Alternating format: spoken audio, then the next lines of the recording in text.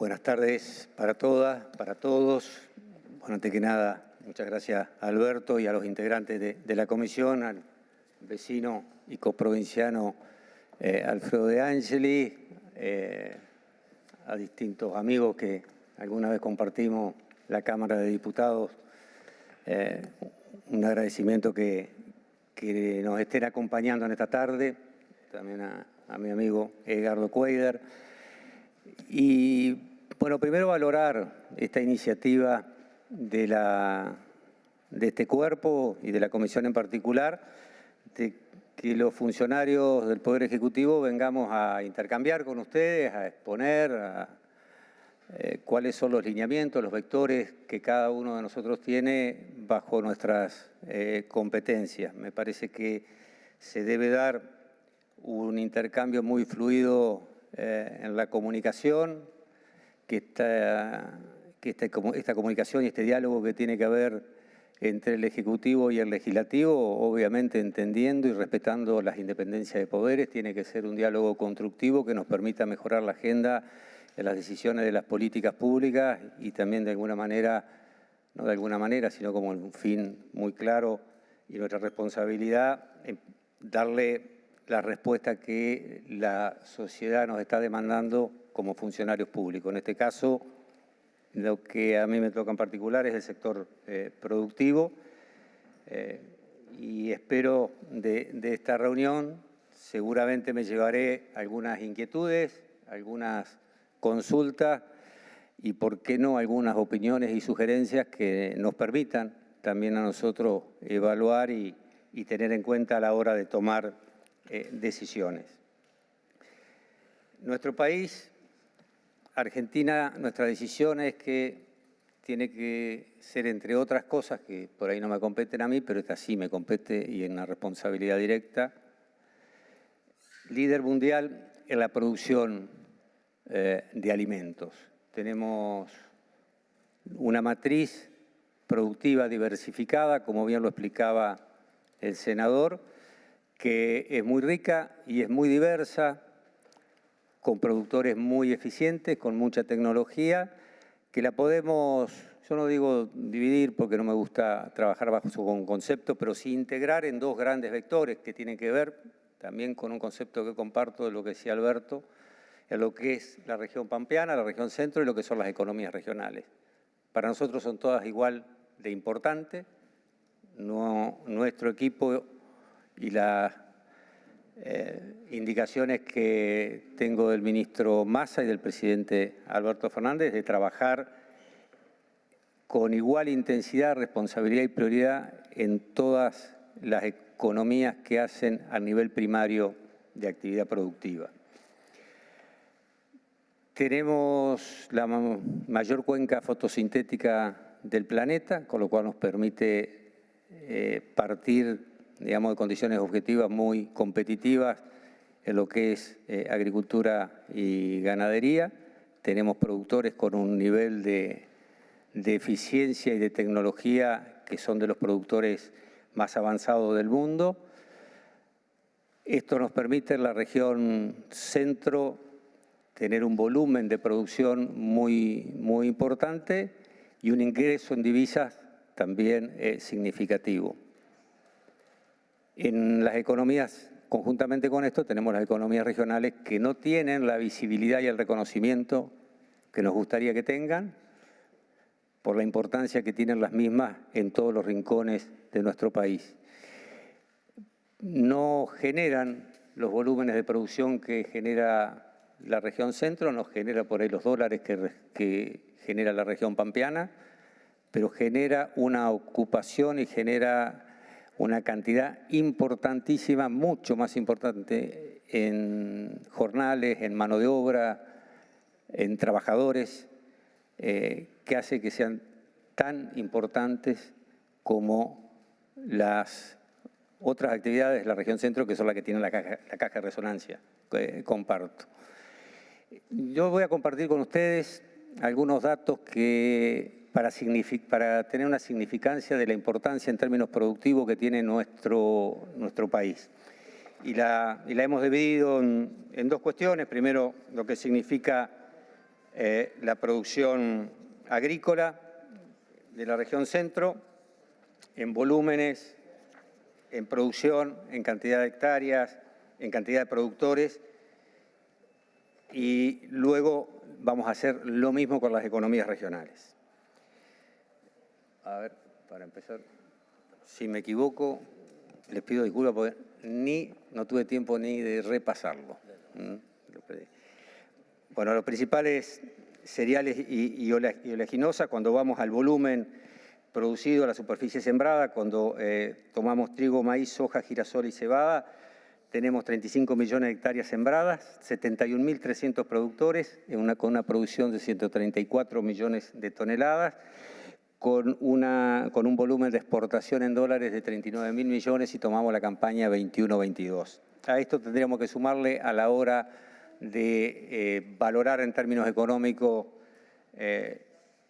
a la sumatoria de estos cultivos, lo que se destina al mercado interno, ya sea a consumo a través de las moliendas, del trigo, o también la proteína vegetal que se transforma en proteína animal a través del alimento balanceado, la conversión en carne, leche, en los distintos productos, ¿no? En cuanto a soja, que es el cultivo más importante en términos extensivos que tenemos, se siembran 16,1 millones de hectáreas, la cantidad de productores son 6.300, la producción son 44 millones de toneladas y tenemos 23.800 millones de dólares de exportación. Ahí hay un número que a mí me gustaría compartir porque a veces tenemos una percepción errónea cuando se dice que nuestro país tiene una economía primarizada. Y si bien es cierto que en algunos cultivos como el maíz, por ejemplo, todavía se exporta el 66%, lo que es en soja se exporta prácticamente el 90% y con un grado de agregado de valor. Es muy poco el poroto de soja que se exporta y es mucho la harina, el speller y los demás subproductos. Y este sí es un concepto que quiero compartir, aun cuando exportamos un grano de maíz, creo que deberíamos repensar si está tan primarizada esa economía, porque atrás de ese grano de maíz hay un desarrollo muy importante en lo que es genética, en lo que es eventos para llegar a esa tecnología en el grano de maíz, en la que es la tecnología para tener una agricultura de precisión, en lo que es el desarrollo de la maquinaria agrícola y de producción, que hay mucho valor previamente aportado a la hora de llegar a ese grano de maíz. Obviamente que si ese grano de maíz lo transformamos en alimento balanceado y ese alimento balanceado pues se transforma en carne vacuna, aviar o en leche, es mucho mejor. Pero aún cuando es un grano, yo me permito reflexionar si es tan primarizada o ya tiene un valor muy importante agregado previamente, ¿no? En maíz tenemos 8,7 millones de hectáreas, esto siempre hablando de la última campaña, ¿no? Cantidad de productores 48.700, la producción es de 59 millones de toneladas y la exportación es por 9.295 millones de dólares. Y ahí tenemos las provincias, las cuales llevan la mayor superficie sembrada, ¿no? En girasol, acá tenemos mucho para crecer. Tenemos 2 millones de hectáreas sembradas con una cantidad de 11.600 productores, 4 millones de toneladas y 1.334 millones de dólares en exportación. En cebada, que es un cultivo casi exclusivo de la provincia de Buenos Aires, tenemos, pero que viene creciendo, 1.600.000 hectáreas sembradas, 8.700 productores, con un volumen de 5,3 millones de toneladas y se exportan por 943 millones.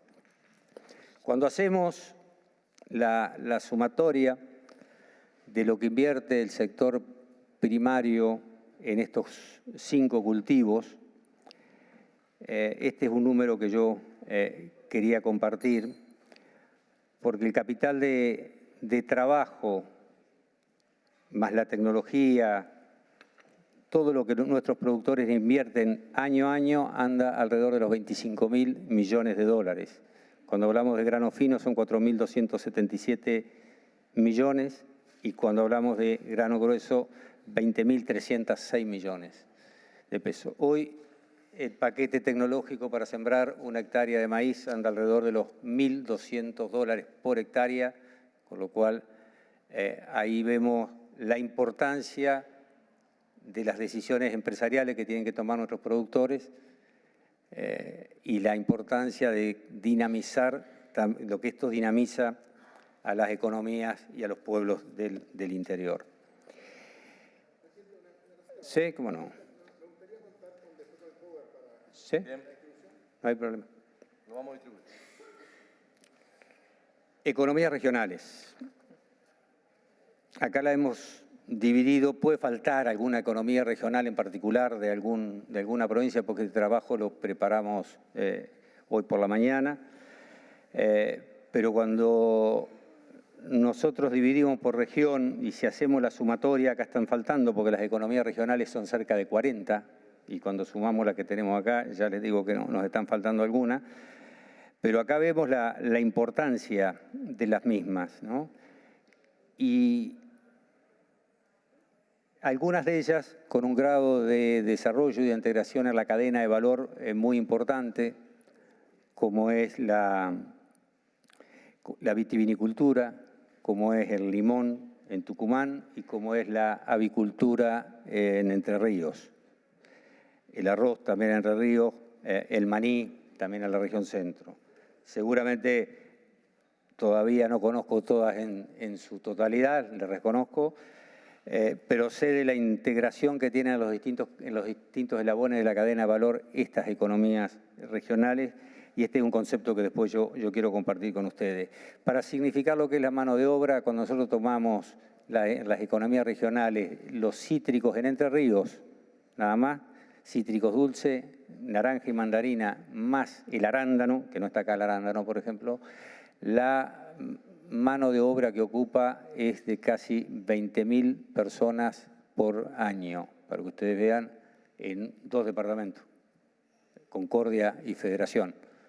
Para que ustedes puedan, para que podamos juntos, ¿no?, visibilizar la importancia de las economías regionales en cuanto a la ocupación y el trabajo que generan. Bueno, Argentina produce 7,5 millones de toneladas anuales de fruta. Estos cultivos se distribuyen en 500.000 hectáreas, se generan 200.000 puestos de trabajo directos y exportaciones por 2.200 millones. En hortalizas, bueno, tenemos también ahí un número muy importante. Esto obviamente va mayoritariamente al mercado interno. Y el sector demanda, acá tenemos un número, 10 millones de jornales por año y exporta 420 millones de dólares. 10 millones de jornales por año son 10 millones de días de trabajo, ¿no? Ahí también tenemos otro número importante. Cuanto a la pera y la manzana, tienen 20.000 hectáreas, estimativamente cada una. Ustedes conocen la región, sobre todo la región de Río Negro y Neuquén, y algo de Mendoza. Ahí tenemos la cantidad de productores, son 2.000 productores en total y generan entre 50.000 y 60.000 empleos directos e indirectos. Se industrializa el 10% de la producción que va a jugo. La manzana, si no recuerdo mal, va mayoritariamente al mercado interno y la pera va mayoritariamente al mercado externo, ¿no? En frutales cítricos, bueno, ya hablé un poquito porque algo conozco de los cítricos dulces, no conozco los del amigo Sheldrin allá de Tucumán, pero es una cadena de valor obviamente muy importante. Tenemos 330 plantas de empaque, 22 plantas industriales. Nuestro país tiene un desafío muy fuerte que ha sido agenda de los últimos 10 años, que es el ingreso de los cítricos dulces a Estados Unidos. Así como el Tucumán lo pudo lograr hace algunos años, los cítricos dulces del NEA, por una cuestión política, porque no es sanitaria, no tiene ninguna otra impedimento, no pueden ingresar a Estados Unidos, que es el mercado más atractivo y de mayor valor. Uruguay, que tiene el mismo macizo productivo, que tiene la misma estatus sanitario que tiene Entre Ríos y Corrientes, ingresa fruta a Estados Unidos ya hace muchos años. Nuestras provincias, Entre Ríos y Corrientes, han llevado gestiones importantes los últimos 10 años para poder ingresar. Han venido inspecciones de Estados Unidos, lo que sería el SENASA americano, han inspeccionado nuestras quintas, han inspeccionado el estatus sanitario, nuestras plantas de empaque, han aprobado el protocolo, han aprobado el estatus sanitario, pero Estados Unidos no publica la norma de aprobación, porque a partir de la publicación de la norma rige un plazo de impugnación y si no se impugna, que no hay en principio por qué impugnarlo porque están todas las condiciones dadas, queda habilitado el ingreso de cítricos dulces a Estados Unidos. Así que esa es una agenda que los gobernadores, las autoridades de Cancillería han llevado permanentemente. El gobernador, por lo menos el gobernador Bordet, se lo ha trasladado al presidente y ha estado en la agenda de las negociaciones comerciales bilaterales que ha habido en los últimos años. Y en la visita que va a hacer el ministro de Economía en pocos días a Estados Unidos, también le hemos introducido este tema como prioritario. Tenemos el volumen de los cítricos agrios, acá tenemos todo, se lleva todo Tucumán, ¿no?, con el limón, y ahí vemos la importancia de lo que genera una cadena de valor integrada a donde se distribuye en los distintos eslabones el producido. Bueno, cítricos dulces no lo voy a aburrir de vuelta con lo mismo. La vid, vino, mosto, uva fresca y disecada, es otra de las, a mi modesto entender, es otra de las cadenas de valor que más integrada está y más desarrollada, con una superficie de 215.000 hectáreas, con las regiones fundamentalmente de Mendoza y San Juan, más La Rioja, Salta, Catamarca y Neuquén. Tenemos un número de lo que implica en viñedos y en empleos directos y la cantidad de bodegas y el volumen tanto de producción como de exportaciones. El ajo, economías que por ahí no tienen, actividades que no tienen la visibilidad y no le damos la importancia, pero tienen un impacto local muy fuerte. En Mendoza son 11.000 hectáreas, en San Juan 3.000 y algo más en Córdoba. Buenos Aires, Río Negro totalizan 16.000, 1.600 empleos, de productores, 45.000 empleos en producción primaria y con un grado de industrialización en la cadena con 1.000 trabajadores. Y los productos y subproductos son pasta de ajo y deshidratado, además del ajo, ¿no?, como usado domésticamente o familiarmente. La producción se exporta el 68%, el consumo interno 22% y la semilla el 10%. La cebolla y la papa es lo que me está faltando. 22.000 hectáreas de cebolla, Buenos Aires y Río Negro, 1.500 productores, 2.000 puestos de trabajo permanente, 200.000 jornales temporarios.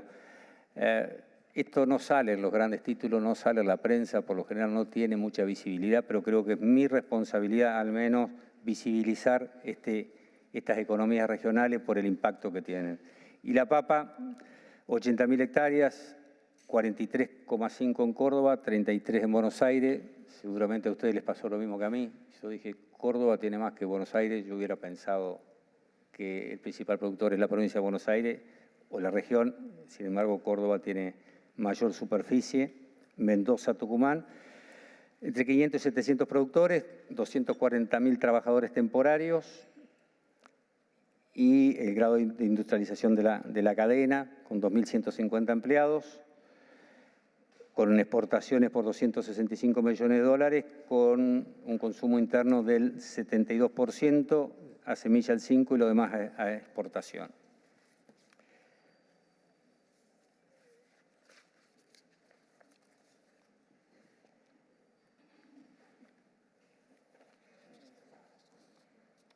Quería quería hacer una descripción, a esto tenemos que sumarle lo que es la ganadería, ¿no? La ganadería bovina en sus dos actividades, cría y engorde, y lo que es lechería, aviar, porcino, ovino y caprino.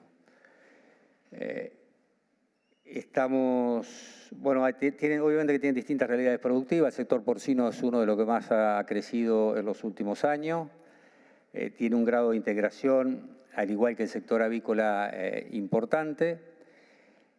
En ganadería bovina, yo me permito decir que tenemos dos ganaderías, en lo que es cría y engorde. Tenemos una de punta con mucha tecnología, con productores muy eficientes, con una conversión y con índices productivos muy buenos. Y lamentablemente tenemos una ganadería de segunda, por decirlo de alguna manera, que no tiene el grado de tecnificación ni los indicadores productivos que deberíamos tener. Tenemos productores con tasa de destete del 75 o el 80%, que son productores de punta, y tenemos productores con tasa de destete de 40%. Así que cada 100 vacas, algunos sacan 80 terneros y otros cada 100 vacas tienen 40 terneros por año. Eso es una realidad que es muy palpable en todo el interior. Y esto no es por región. Esto tenemos productores de primera en Entre Ríos, en Corrientes, en Chaco, en Salta, en Formosa, y tenemos productores de segunda también en cada... la palabra no me gusta de segunda, tendría que encontrarle otra. De menor eficiencia, sí, porque como estaría... Con menos posibilidades. Creo que ahí lo que hay que trabajar fuertemente es en fondos rotatorios provinciales que atiendan a la capacitación de los productores para que estos mejoren el manejo del rodeo. Y acá hay que hacer un seguimiento diría yo, muy cercano, porque cuando a nuestros productores les preguntamos o les decimos que puede haber fondos rotatorios para mejorar sus establecimientos, seguramente nos dicen, bueno, yo quiero comprar más vaca, y no necesitan comprar más vaca, lo que necesitan es mejorar técnicas de manejo, necesitan mejor apostreramiento, necesitan aguada, necesitan planes sanitarios para que no tengan abortos, para que no haya enfermedades venéreas en los reproductores, y con la misma cantidad de vacas van a tener más terneros, no necesitan comprar más vaca. Creo que ahí nos debemos un trabajo en conjunto con las entidades que representan el sector, pero también fuertemente con las autoridades provinciales para la implementación de este tipo de fondos. Bueno, lo que es ovino y caprino, ustedes han sancionado una ley, hay una que ha mejorado, y esto les agradecemos, porque ha mejorado sensiblemente los fondos de la provincia. Yo rezongué un poquito al senador Cuader cuando entendía que el porcentaje de participación que teníamos en la ley anterior se debía respetar, que era en igual cantidad de productores y de cabeza, y así se armaba un coeficiente. Eso se corrigió, se le dio más preponderancia a la cantidad de cabeza por sobre la cantidad de productores.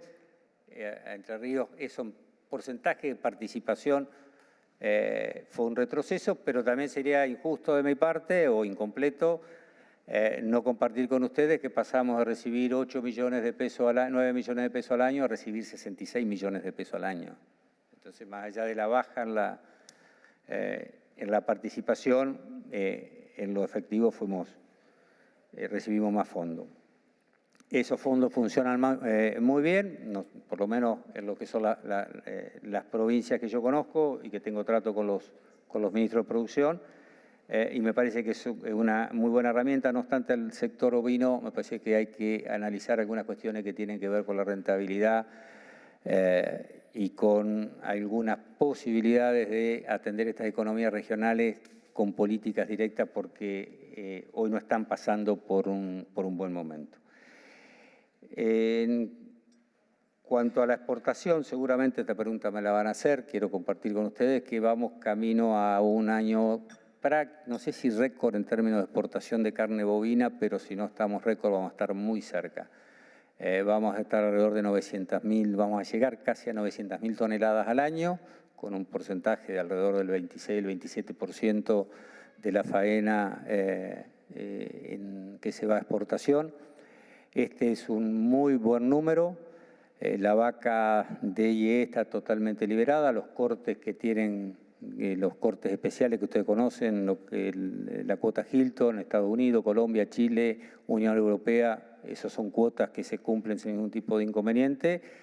Están los 7 cortes protegidos que nosotros entendemos que tenemos que preservar en el mercado interno, y después lo demás es una administración de una cuota de equilibrio que hoy por hoy prácticamente a nadie de los que están en el sector externo le impide exportar.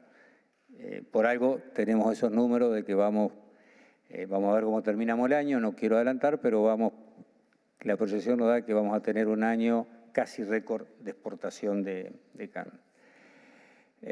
Ya como para ir cerrando y después intercambiar algunas cuestiones, nosotros queremos incorporar, que ya de hecho lo hay, yo no voy a inventar nada, pero creo que esta reconfiguración del Ministerio de Economía con las secretarías de Industria, de Agricultura, de Economía del Conocimiento bajo la misma órbita, nos permite reconfigurar una mirada acerca del sector primario. Lo que queremos trabajar, y esto lo hemos hablado con los integrantes, obviamente con el ministro y con los demás secretarios, de trabajar el concepto de cadena de valor. No podemos mirar al sector productivo deteniéndonos nada más que en el nivel primario. Tenemos que ver cómo el grado de industrialización, de integración que tiene y la participación de cada uno de los valores la participación en porcentaje de cada uno de los sectores que integran esta cadena de valor, porque también entiendo que es un rol del Estado ordenar estas cadenas cuando a veces están distorsionadas o tienen una situación dominante por algunas de los integrantes de la cadena de valor. El grado de industrialización, cuando miramos a nuestro país y si vamos a una mirada de agroindustria y agroalimentaria, lo que genera en puestos de trabajo, lo que genera el movimiento económico en el interior y la posibilidad, obviamente, de exportar los mismos volúmenes con mayor valor, creo que es una obligación del Estado trabajar en ese sentido. Nosotros vamos por más producción, vamos por más exportaciones.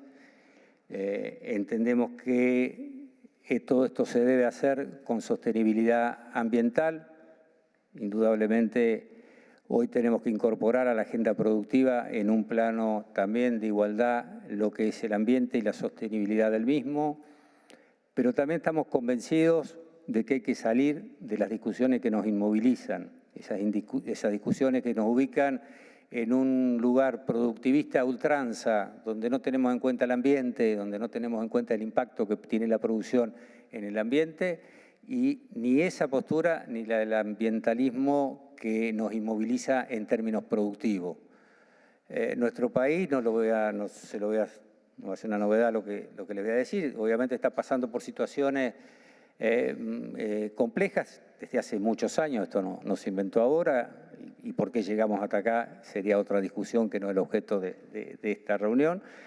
Pero ninguna de las economías que ha estado en situaciones parecidas o similares a las que tiene nuestro país ha salido adelante yendo a menos.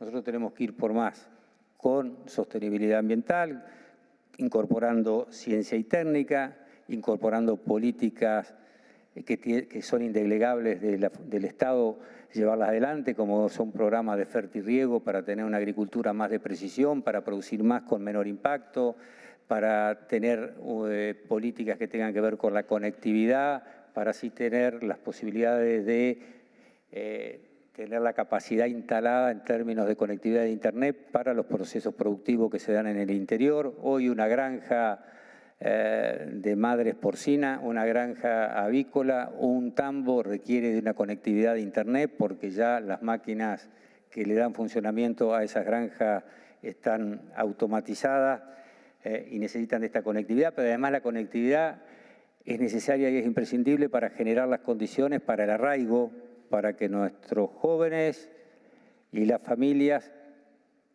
permítanme un paréntesis, que se quieran quedar en el campo, se queden. Porque a veces decimos para que nuestros jóvenes se queden en el campo. ¿Les preguntamos a los jóvenes si quieren quedar en el campo? No. termino, cierro paréntesis. Sí tenemos que generar las condiciones para que se queden. Si se quieren quedar, que se queden. Lo que no podemos hacer es no generar las condiciones de igualdad, y hoy la conectividad de Internet, en el acceso a la educación, en el acceso a la salud, en un montón de cuestiones, se tienen, es política, debe ser una política pública, llevarla a todos los rincones. Tenemos que incorporar, y en eso estamos trabajando con las instituciones, con distintas instituciones que representan al sector. La organización Maizar me llevó una propuesta que la hicimos propia para trabajar en conjunto, lo que tiene que ver incorporando ciencias técnicas y ambiente, en lo que es medir huella de carbono, huella hídrica, cuestiones que tienen que ver con el ambiente, pero que también son requerimientos y condiciones que hacia donde va el mercado mundial a la hora de permitir el ingreso de productos alimenticios. Tenemos que salir de falsas dicotomías, industria, campo, consumo interno versus consumo externo. Creo que tenemos que tener la inteligencia suficiente y capacidad de trabajo suficiente para trabajar en todos los sentidos y que esto no nos inmovilice. Creo que es industria más campo, es consumo interno más consumo externo, y todo se puede hacer. No nos tenemos que parar en situaciones por ahí dogmáticas, más allá que no me molesta la palabra, pero sí que tenemos que tener una mirada, en este caso, no sé si flexible, pero tenemos que tener las condiciones para administrar el crecimiento. Nosotros tenemos que tener políticas de crecimiento. En nuestro país el crecimiento genera tensiones, obviamente porque no tenemos toda la capacidad instalada, porque nos faltan algunas obras de infraestructura, más allá de que el interior tiene un desarrollo muy importante, y como todo crecimiento genera algunas tensiones. Bueno, tenemos que tener la capacidad de resolver esas tensiones sin retroceder en las políticas públicas que favorecen el crecimiento de la producción. Por último, me parece, soy un convencido, que todo esto lo tenemos que hacer con políticas públicas que también tengan que ver con la inclusión laboral. Porque tenemos que generar mayor valor agregado, tenemos que tener mayor producción, tenemos que tener mayor saldos exportables, tenemos que tener desarrollo de las economías regionales con políticas públicas consensuadas y elaboradas con los sectores que representan a estas economías, pero también tenemos que tener en cuenta que este crecimiento económico, porque se da un crecimiento económico, tiene que incluir la generación de nuevos puestos de trabajo, y para eso tiene que haber políticas públicas, porque si no, nos vamos a quedar solo en el crecimiento, nos vamos a quedar solo en el crecimiento y no en el desarrollo. A mi modesto entender, desarrollo es crecimiento con inclusión. Y si no llegamos a esa conclusión, al menos para mí, humildemente, mi tarea política estará inconclusa si no generamos inclusión laboral, además de todas estas políticas públicas que nos permitan un mayor crecimiento. Muchas gracias.